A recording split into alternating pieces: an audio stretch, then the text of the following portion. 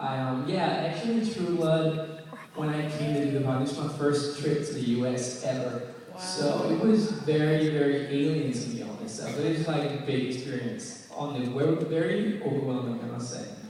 Um, but I'm not in LA. This is actually my first trip outside of LA.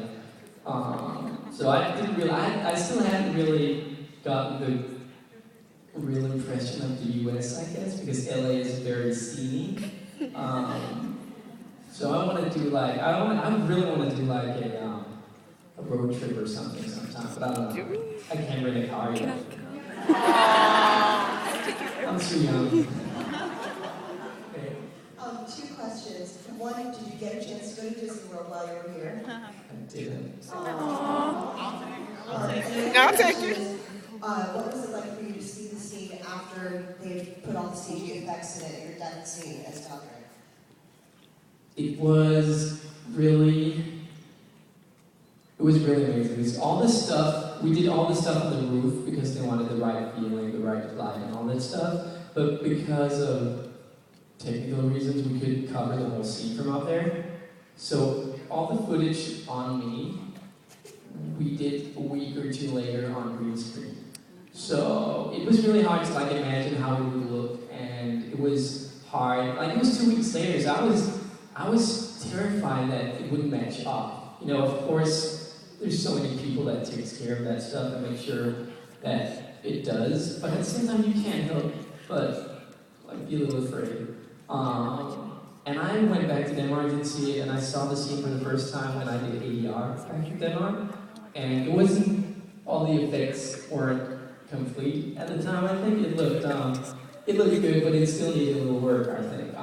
So I was like, whoa, this is really cheesy. But it ended up being awesome, and I love it. I love it a lot. Also, just the last shot of me burning up. It was so weird, and I don't know whether you can say abstract, so weird standing there and said, close up of me and look this way. When you feel that the light is full blast, maybe do a little I'm gone. Standing there, okay, gone.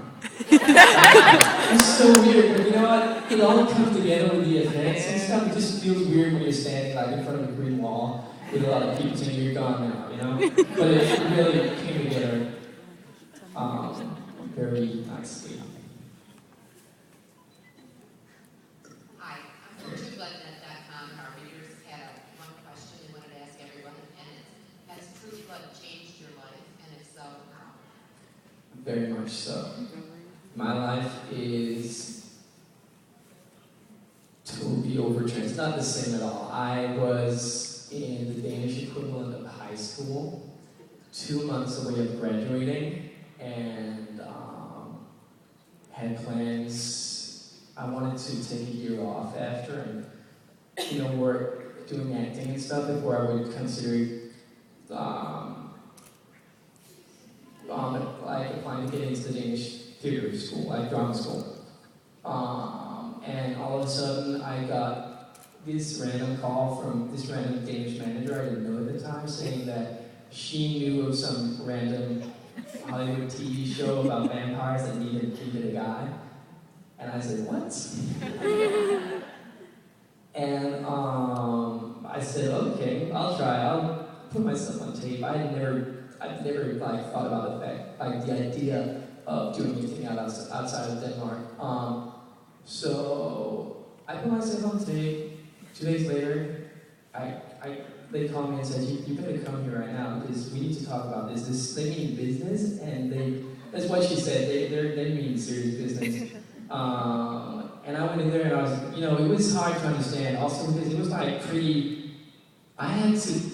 was in school for 2-3 weeks while I was my visa, I had to get a working visa, was pending and stuff, so I didn't know for sure whether I was going to drop out or whether I was going to stay in school. So I was in school and trying to pace myself and say, I might not get this thing, and I need to stay here and keep up my schoolwork and do my assignments and all this stuff because this might fall through. But it was really hard because I was like, oh my God, what? I'm going to be going to Hollywood? And it finally came through. I dropped out. I went on a plane, got on a plane straight to LA. I had to stay there. I used to stay with my parents back home. I was like all by myself. I had to do laundry. I had to, you know, it's hard when you're used to having your mom around doing stuff for you. Like the first thing I did was I emptied out the mini bar at the hotel. Like just set it all over there. I needed to use the fridge. Went out, got like a 12-pack of Cokes, of 24, stuffed it all in there. A little like some bagels, some cream cheese, and a bowl of candy. That's pretty much everything I had around like for 2 months. Because finally I kind of got to decide what I could have, you know? So, you know what? Now I'm out here. I'm going back to Denmark in a couple of hours to celebrate the holidays. And then I'm coming back out here in late December. And I'm probably going to move here kind of permanent, which is also really, it's just changed my life totally. You know, all my plans, all my expectations are totally different. I don't even know what my expectations are now. But it's kind of a fairy tale thing for me right now, and I just need to enjoy the experience while it's going on in the present. Whatever it might bring in the future, I don't know. I don't know if there's many comments on this, but why did you flame on and Bill just became crispy? I don't know. Oh yeah, you know, he lasted a long time, didn't he? He was like running around. He just didn't want to go. I guess that's kind of one interpretation of it, that he didn't want to go. He was holding on by his, I don't know what it's called, these expressions, but you know, he didn't want to go. He was like really trying to stay alive, and my character was ready to go, kind of offering himself, ready to go old, on the top of the rooftop at the same time, like in straight sunlight and at sunrise. You know, I think these things came together and made his death quick and painless, I hope for him. Yeah. No problem. Hey. Hi. If you could be stuck on a deserted island, who would you bring with you? Excuse me? If you were stuck on an island, who would you bring with you? From the show? Anyone. Anybody.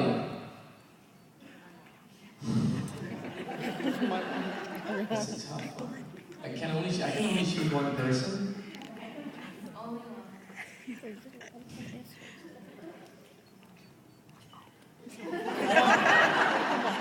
Because I'm debating whether I should choose like a family member, like my mom, my dad, and sister, or I should choose a comedian or something, someone who can be like, you know, entertained, which is maybe a little bad. Am I a bad person considering that? I don't know. I think it would be a family member, my best friends, or something like that. I would pack them all up, tie them together, I guess.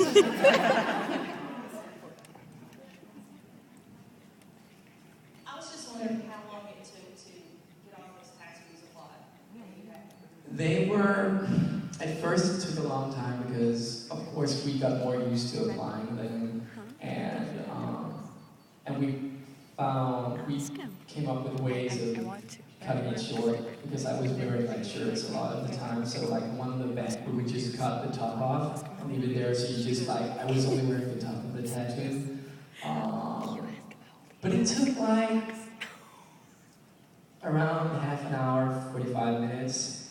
The thing was, I had to like meet up a while before everyone else to do this, and a lot of the time you never really got to see my tattoos that much, you know? It felt like, you know, it wasn't that bad, but it was like, I need to meet up like an hour before everyone in the morning, and that 1 hour counts for a lot when it's in the morning and stuff, you know, you're more tired. But it's, the really big thing was getting them off again, because